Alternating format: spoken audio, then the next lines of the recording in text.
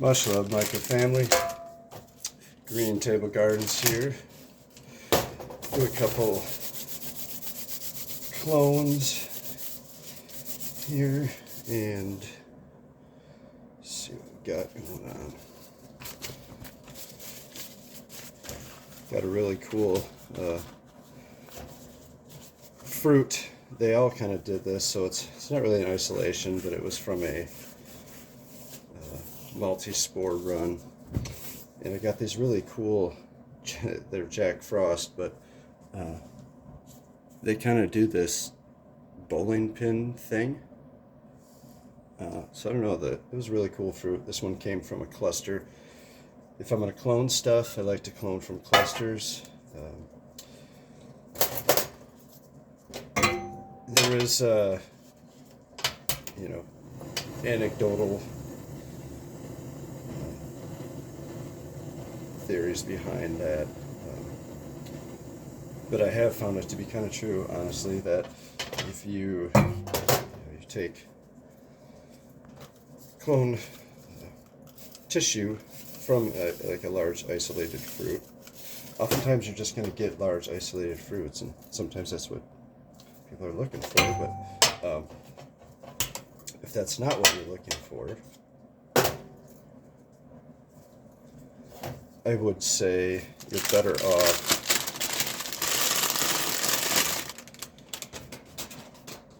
taking a sample from a cluster. So, anywho, I'm gonna get this guy split.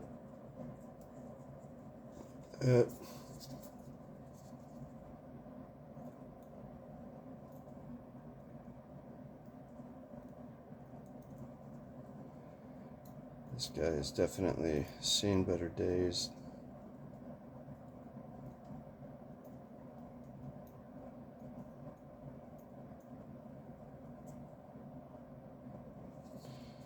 I lost that one.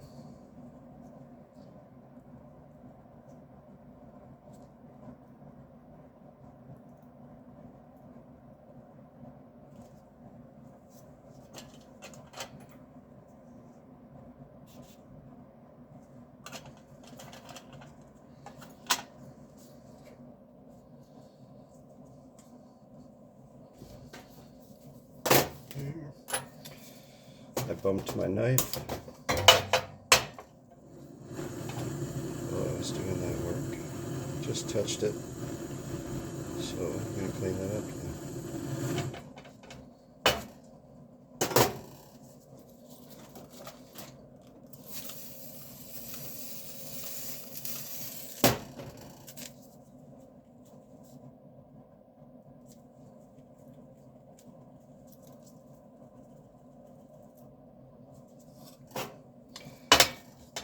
Sometimes I try to calm down with the alcohol, but then it sits on there too long. There we go. All right. Debating which one to clone. This is a blob from Gorilla Wizard. And this is a brain-like blob that I got from a steel magnolia, so I don't know, it really looked cool.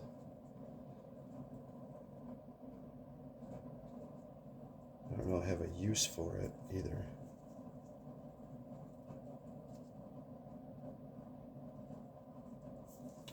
I'm not gonna actually. I'm gonna go with this guy here.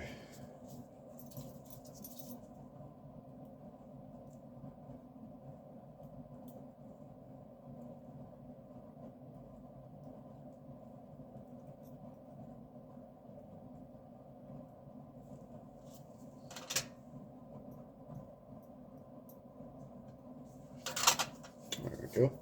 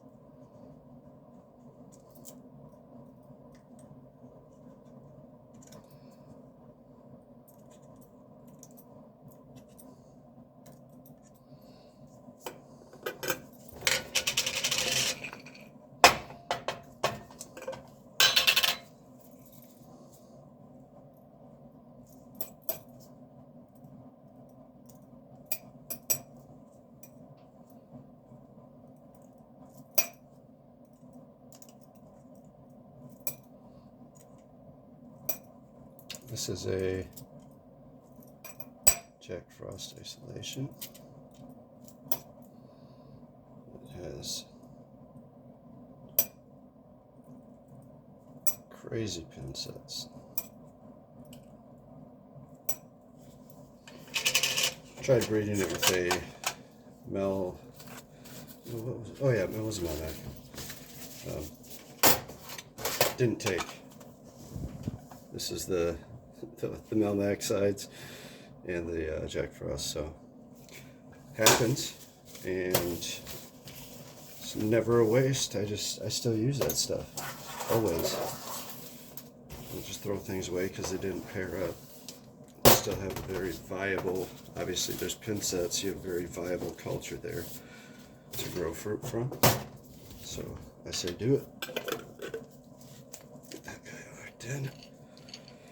So what I've been doing lately, I like to take my grain jars, tip them sideways a little bit and get the grain to go sideways.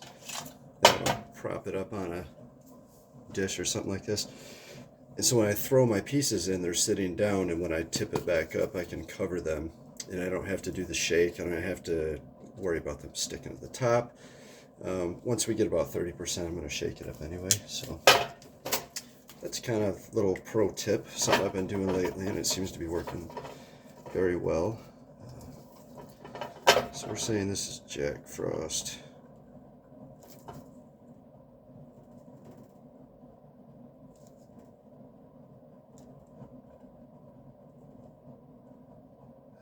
Yeah, this was D4. You can set on the back of that plate. And where are we at? 3:30 for the date.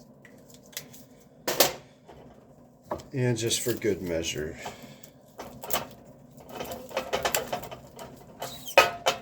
I like to put a few wraps around the lid,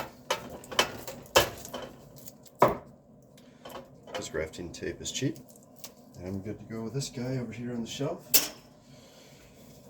And we've got one more plate here. We're going to do a subculture of this ghost. Actually, I'm going to take a, I'm not going to do a subculture. I'm going to try to pop the head off of this tiny, tiny little pin right there. I'm going to try to pop his head off and put that on a plate. Real quick. Spray that with my ISO. Covered. Film off.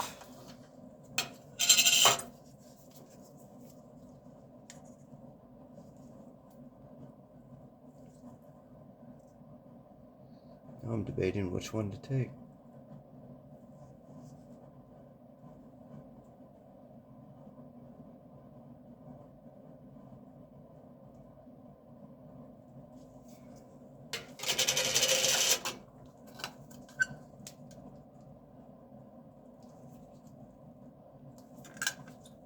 And there.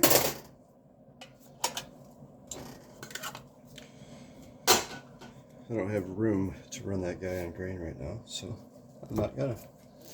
That went out to the trash. I got my new plate here.